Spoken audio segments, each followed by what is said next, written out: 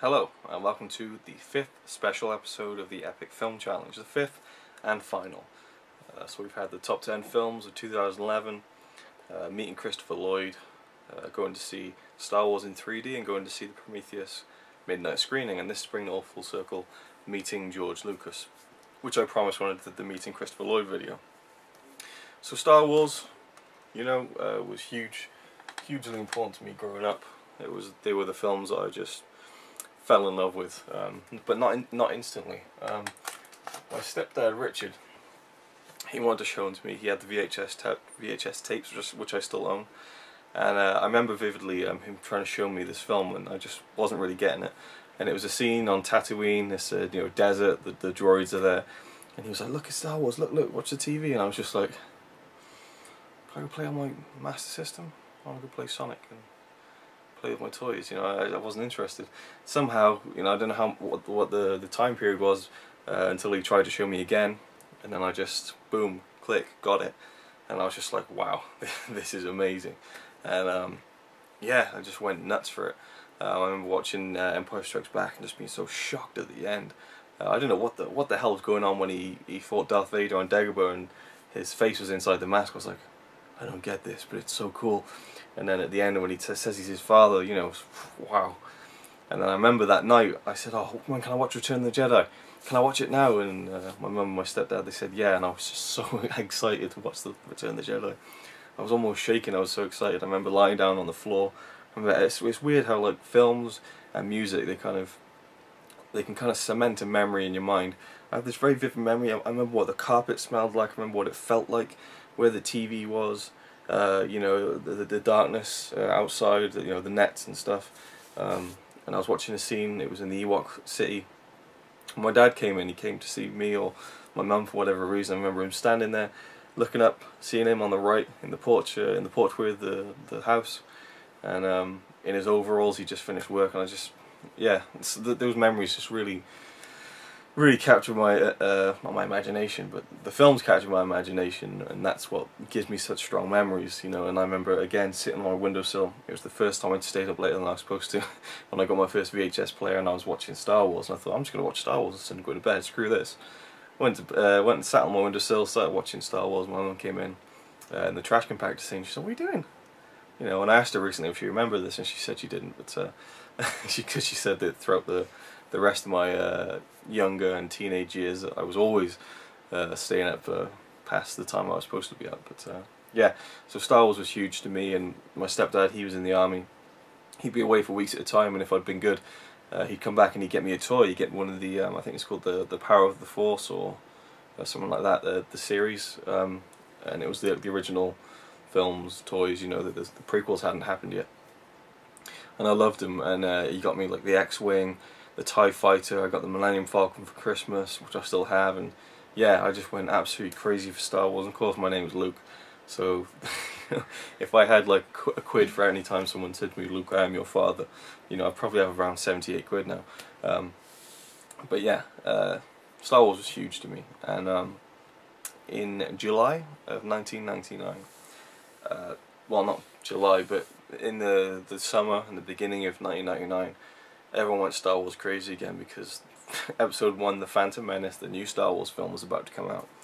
Everyone was like, holy shit, another Star Wars film. I remember when I saw that trailer, it was shown on The Big Breakfast, and I taped it. Just watched that trailer over and over again. It was so epic, and I had so many expectations, but I never actually saw it in the cinema. I saw a pirate copy of it, so I still loved it though. I was a kid, and I was 11 at the time, and it was mental. In the July of 1999, I went to Disneyland Paris with both my nans. That was really cool. Both of them took me on a surprise trip to Paris. I was told it was a mystery tour. They do that with coach companies. They'll take you out on a weekend to, like, I don't know, Devon or something, and you won't know where you're going. So I was under the impression it was like a weekend thing.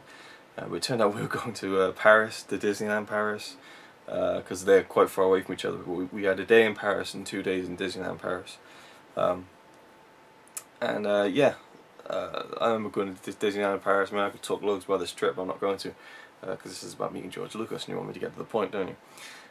Yeah, even in Disneyland, you could tell the whole world was going Star Wars crazy. I mean, I bought, with the money I had for the holiday, I had a Darth Maul mask with the cape and the double lightsaber. I already had like Luke Skywalker's lightsaber from Return of the Jedi, the green one.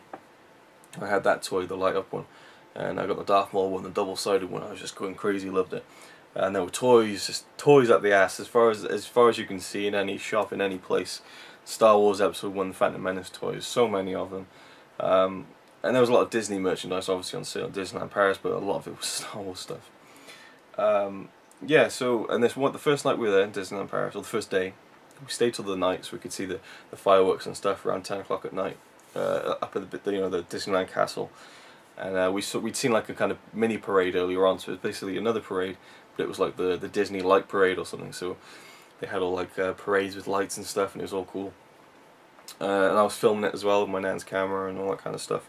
And I put the camera down, I was enjoying the light show and stuff, and it was getting dark.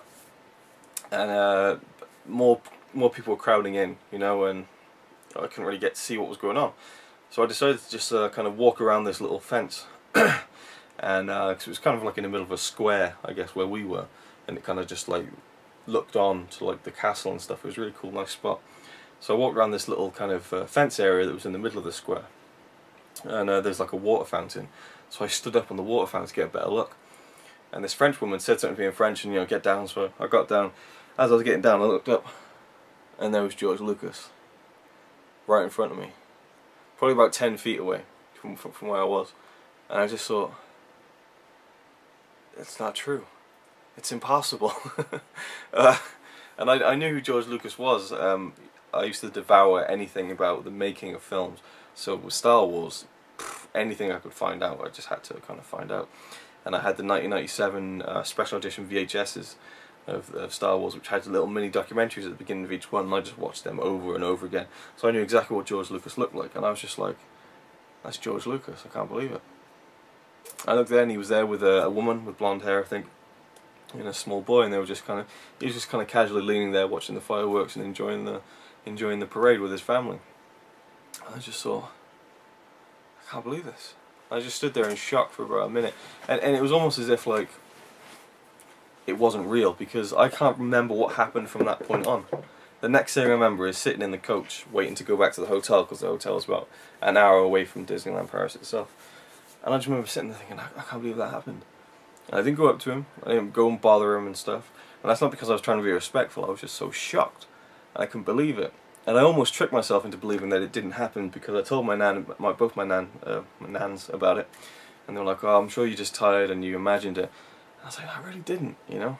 And I remember I was on the coach and I was feeling kind of tired and stuff, and I thought, maybe I did imagine it. But no, this distinct image in my head, it definitely happened. And it only really sunk in 3 years later, or 4 years later. 2003, I picked up the DVD of Attack of the Clones, Episode 2. The second prequel movie, and in the special features it shows George Lucas scouting locations. And in the summer of 1999, just after Episode 1, The Phantom Menace, had been released, he was scouting for locations for the next film in Europe. He went to Italy, which is close to France, so it only makes sense that he would visit Disneyland with his family while they were there in Europe.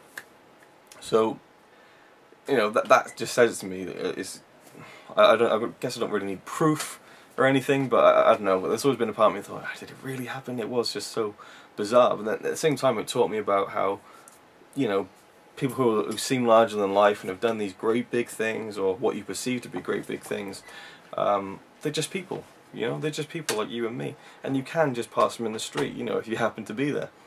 And it was just one of those lightning in a bottle kind of moments where I just saw the guy who created something that, kind of changed my life, And it was a really, really cool moment. It's something I will never ever forget. Just looking over there, and just that sense of wonder, that I don't think I've ever felt since.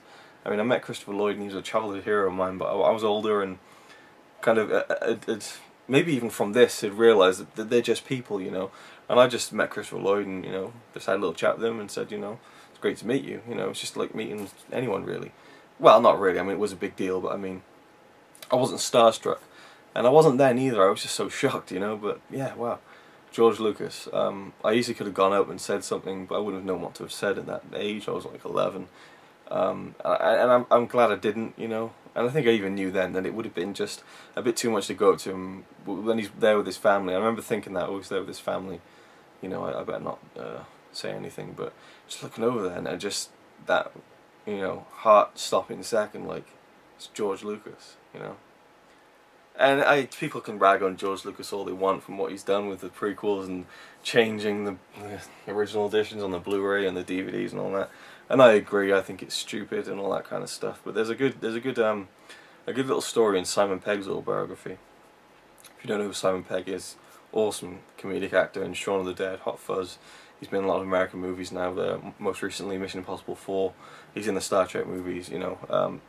He's really carved a great career for himself. Anyway, in his autobiography, which is great by the way, you should read it, very good, he talks about meeting George Lucas, and he was really, really disenchanted with the whole prequels. He was a big fan of Star Wars, and he really just hated the prequels, and was so disappointed in them.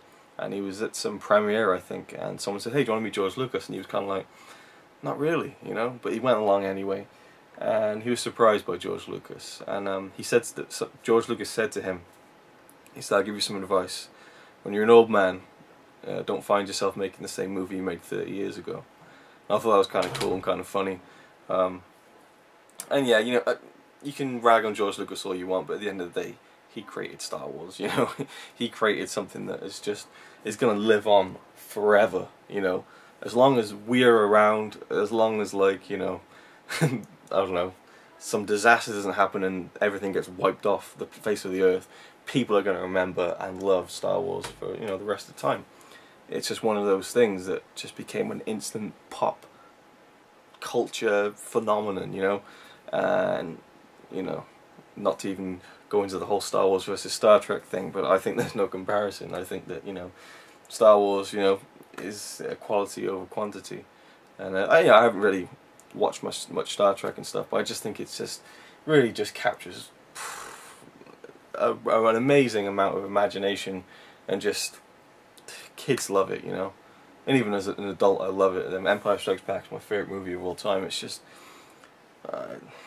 that sense of wonder that I got from those films when I was growing up, and that sense of wonder when I saw George Lucas, you know. It's just one of those kind of things that I'll always remember and always love as well. And before I leave you and end this whole Epic Film Challenge special series, I have here my English book from maybe 1997, maybe 1998, so I was about 9 or 10. And I found something in there that was quite kind of funny, and it was my little views on film at the time. Cinema. In the past, films have been in black and white, even cartoons, like Steamboat Willie in 1928, the first Mickey Mouse cartoon. Monsters such as King Kong and Godzilla were either puppets or models, and the spaceships in Star Wars 1977 were also models, and Jabba the Hutt in Return of the Jedi 1980 was a puppet. Now films have become better and better with cartoons and films, and are now in colour, and the feature-length computer-generated film Toy Story is the first CG film ever. And there are now Star Wars special edition films with the CG bits in it to make it better. Some CGI will overtake colour. That's just a ridiculous statement. Soon CGI will overtake colour. Films will be made quicker than ever and come out to rent and buy quicker. And Batman 5 is being written, and directors are thinking of giving Kurt Russell the role of Batman. Films will be on television only weeks after the cinema release, and finally you will be able to tell the TV to turn on, and it will. So that was my musings on cinema of the future, and also that little bit about Star Wars. So yeah, thank you for watching, and I know that the title's a cheat. I didn't meet George Lucas, but I saw him. I was there, man, and hardly anyone believes me, you know, and that's fine. But I know it, you know, deep down, and that's what counts. And I think my best mate Christopher Marshall, he believed me. I went to school and was just like, I met George Lucas, and I was like, fuck off. But my best mate Chris Marshall, he believed me, and he knew sense, as I'm sure you will, and believe me in this strange but true tale of seeing undoubtedly a legend of filmmaking. Didn't really make that much great things outside of Star Wars, though, did he? I guess American Graffiti wasn't too bad, but yeah, the Star Wars films, you know, there's just no comparison. So thank you for watching. And I guess I won't see you next time, not on this series anyway, on my other videos sure, but this is the end of the Epic Film Challenge special episodes. And all that's left is to edit episode 366, and it is all done. So, thank you for watching anything that you've watched of the Epic Film Challenge. See you later.